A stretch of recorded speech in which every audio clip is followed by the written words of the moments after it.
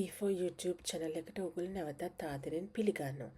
අද මම ඔයගොල්ලන්ට පෙන්වන්න හදන්නේ ජපානයේ අලුතෙන්ම හදපු faculties කීපයක් පිළිබඳව international students අට පිටරටින් එන students අට වැඩි chance එකක් දෙන. ඇත්තටම මේ universities කීපෙම තියෙන්නේ අලුත්ම subject areas. මම ඒ university එක ඇතුළට යද්දී ඔයගොල්ලන්ට එකින් එක කියලා දෙන්නම්. ඒ subject areas අලුත් සහ ඒකේ වැඩි chance එකක් දෙන්නේ දැනටත් වැඩිපුර ඉගෙන ගන්න foreign students. ඉතින් ඒක නිසා මේ universities කීපයම ඔයගලන්ට වැඩි chance එකක් තියෙන apply කරොත් හම්බෙන්න වැඩි chance එකක් තියෙන universities කීපයක්. ඉතින් ඕගොල්ලත් කැමති නම් ජපානයට ඇවිල්ලා study කරන්න මේ universities වලට try එකක් දෙන්න. මේ වගේ tourism වගේ subjects උත් අදාළ නිසා ලෝකෙටම පොදු subjects අදාළ නිසා ඔයගලන්ට ජපානයේ වැඩිපුර ඉන්න අකමැති නම් ඔයගලන්ට ඉංග්‍රීසි වලින් study කරන්න පුළුවන් නිසා වෙනත් රටවල් වල යන්නත් chance එකක් තියෙනවා. අද මං ඉස්සෙල්ලා ඕගලන්ට කියන්න යන්නේ මේ AK කියන යුනිවර්සිටි එක ගැන. මේ යුනිවර්සිටි එක හිරෝෂිමා වල තියෙන පබ්ලික් යුනිවර්සිටි එකක්.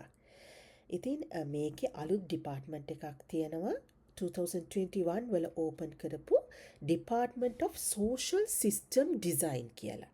ඉතින් මේකින් කරන්නේ අපි හදාගන්න තියෙනවානේ 17 goals of SDG එහෙම නැත්නම් sustainable development goals කොහොමද මේ ලෝකෙ develop කරන්න හදාගත්ත goals 17ක්.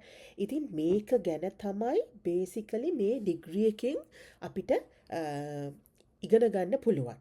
ඉතින් මේකේ තියෙන project based learning අනිත් එක deal කරන්නේ කොහොමද ඇත්තම business companies එහෙම නැත්නම් NGOs local governments එතනින් එහාට ගියහම පිටරටට internships දෙනවා volunteer programs තියෙනවා.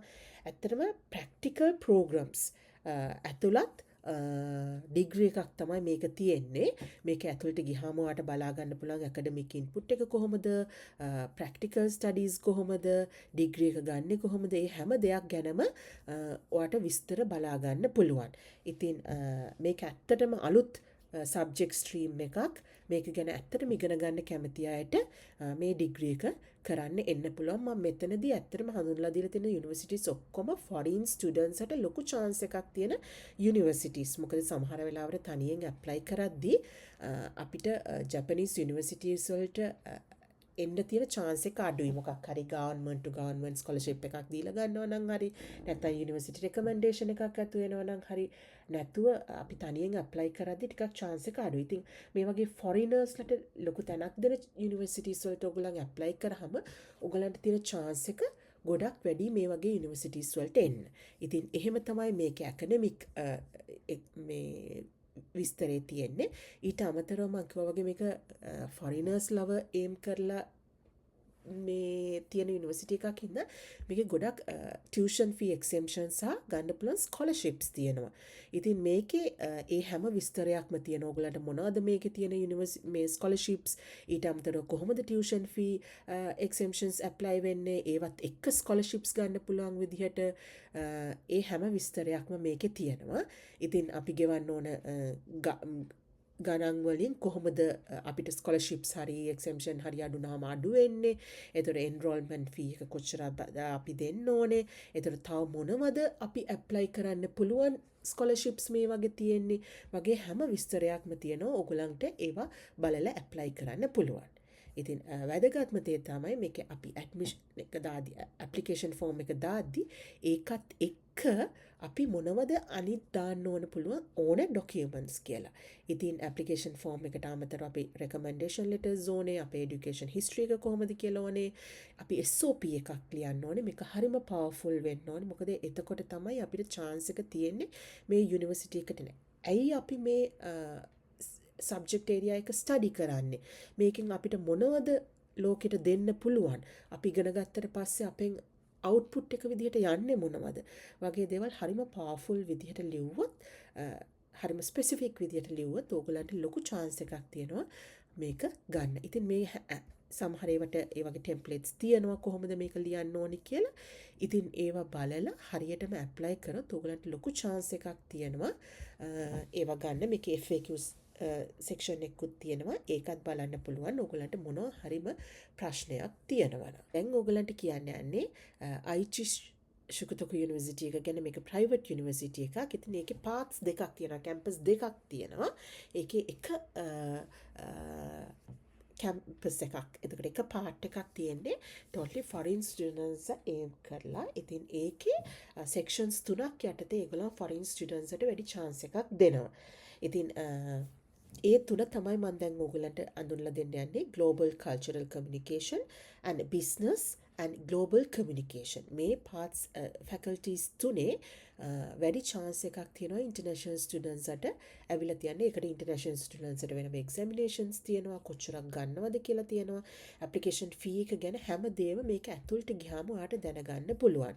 ඉතින් ඉස්සෙල්ලා මම කියන්නම් මේකේ තියෙන business Faculty of Business කියන එකේ. ඉතින් මේකේ business administration, commerce, accounting, economics ඒ වගේ subject areas ඔයාට study කරන්න පුළුවන්. ඊට අමතරව global communication කියන part එකේ ඇතුලේ ඒකේ ටිකක් වැඩි English proficiency එකක් ඉල්ලනවා. මොකද ඒගොල්ලන්ට second year එකේදී ඒගොල්ලෝ හැමෝම පිට රටවල් වලට ගිහිල්ලා සති 6-10ක් අතර ප්‍රමාණයක් ඒ overseas university වල exchange programs වලට වගේ සහභාගී වෙන්න ඕනේ. ඒ වගේ ගිහිල්ලා study කරන්න ඕනේ. ඉතින් ඒක නිසා ටිකක් වැඩි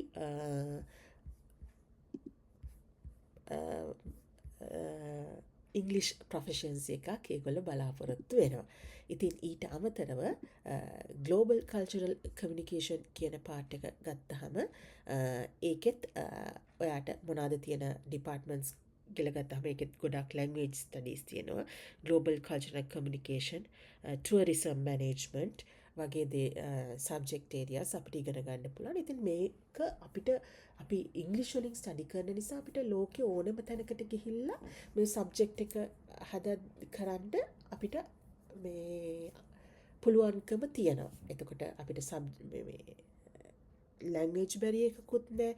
ඒක නිසා මම හිතනවා මේක හොඳ chance එකක් කියලා ඕගලන්ගේ subject area එක තෝරගෙන ඒකෙන් study කරලා යන්න. ඉතින් මේක තමයි මේ university එක ඇතුළට ගියාම site එක ඇතුළට ගියාම ඕගලන්ට තියෙන විස්තර. ඉතින් ඒකේ හැම දේ ගැනම තියෙනවා. admission schedule එක කොහොමද apply කරන්නේ, tuition fees කොහොමද යන්නේ, scholarships මොනවද යන්නේ, අර මං කිව්වා වගේ faculties ටික මොනවද, ඒ වගේ හැම විස්තරයක්ම මේකේ තියෙනවා. ඉතින් ඕගලන්ට ලොකු chance එකක් තියෙනවා මේකටත් හරියටම documents ටික submit කරලා හරියටම apply කරන්න ඕන විදිහ සහ දවස තෝරගෙන ඒක හරියට apply කරොත් international students ට foreign students ට ලොකු chance එකක් තියෙනවා මේකට තේරෙන්න. ඉතින් මේ universities දෙකටම ඔයගලන්ට ලොකු chance එකක් තියෙනවා apply කරලොත් ලැබෙන්න. ඉතින් 2026 අවුරුද්දේ ඕගස්ට් හරි 2027 අවුරුද්දේ මුල හරි එන්න බලාපොරොත්තු වෙනවා නම් ඔයගොල්ලෝ ඔක්කොම ඩොකියුමන්ට්ස් ටික ලස්සනට ලෑස්ති කරගෙන ඒකට ඇප්ලයි කරන්න. මේක ජපනීස් ස්ටඩි ප්‍රෝග්‍රෑම් එකෙන් එවලා තිබ්බ යුනිවර්සිටිස් දෙකක් නිසා highly recommend කරන්න පුළුවන් for international students ට ගන්න තියෙන chance එක වැඩි කියලා. ඉතින් මම ඉස්සරහට ඕගලන්ට තවත් වෙන ස්ට්‍රීම්ස් වලින් ඕගලන්ට ඇප්ලයි කරන්න පුළුවන් යුනිවර්සිටිස් ගැන විස්තර ගොඩක් අරගෙන එන්නම්. එතකන් ඕගලන් V4 YouTube channel එකත් එක්ක රැඳිලා ඉන්න. Thank you.